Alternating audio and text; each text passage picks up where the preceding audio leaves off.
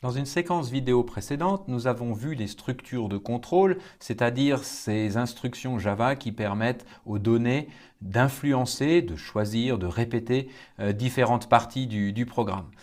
Et nous avons vu que ces structures de contrôle utilisent beaucoup la notion de bloc. Cette notion de bloc va avoir une conséquence sur l'utilisation des variables, c'est ce que l'on appelle la portée des variables que nous allons maintenant détailler dans cette séquence-ci. En Java, les instructions peuvent donc être regroupées en blocs, et ceci indépendamment des structures de contrôle. Il suffit pour cela de regrouper donc les instructions entre une accolade ouvrante et une accolade fermante.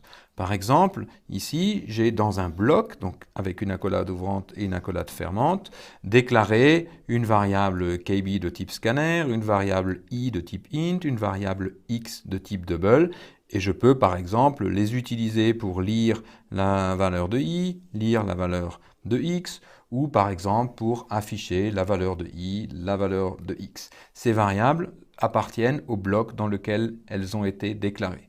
Vous voyez donc qu'en Java, les blocs ont une grande autonomie, au sens où ils peuvent contenir leurs propres variables. Un deuxième exemple ici plus simple, où on a un bloc contrôlé par une instruction if.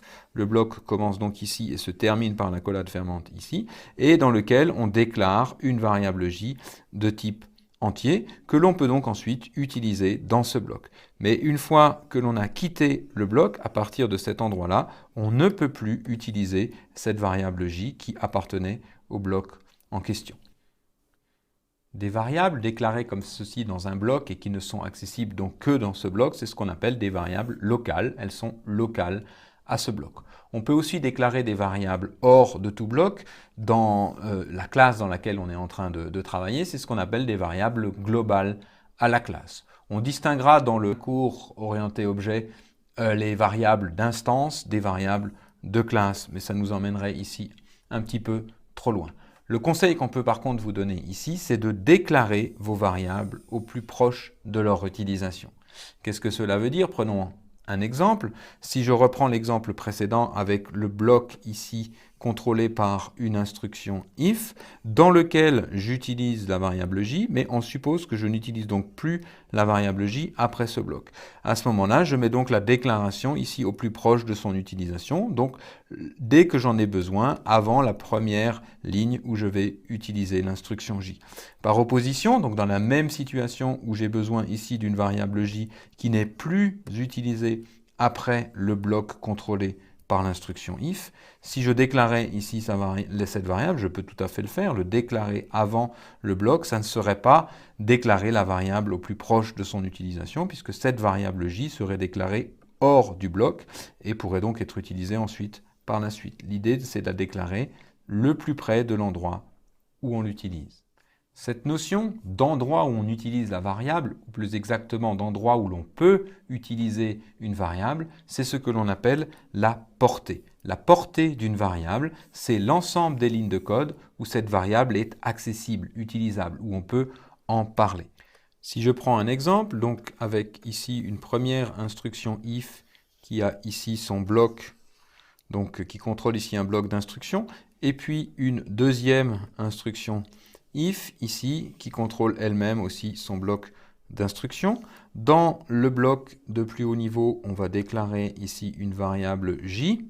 Et puis, dans le bloc le plus profond, on a déclaré ici une variable k que l'on utilise. La portée de k, c'est-à-dire l'ensemble des lignes de code où k est défini, ça va être le bloc ici de la deuxième instruction if. Alors que la portée de j, c'est-à-dire l'ensemble des lignes dans lesquelles j est défini, utilisable, ça va être le bloc ici dans lequel il a été défini. Donc vous voyez ici, k et j ont des portées différentes indiquées par ces deux blocs. Une question qu'on pourrait se poser, c'est qu'est-ce qui se passe si j'avais ici déclaré une variable j dans ce bloc?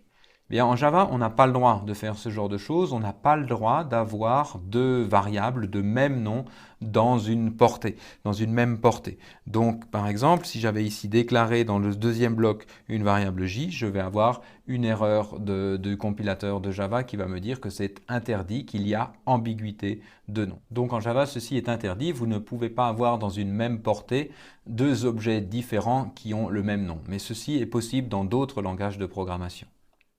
Un cas particulier de portée à bien comprendre, à connaître, c'est le cas de la portée de variables de boucle itérative, de boucle for.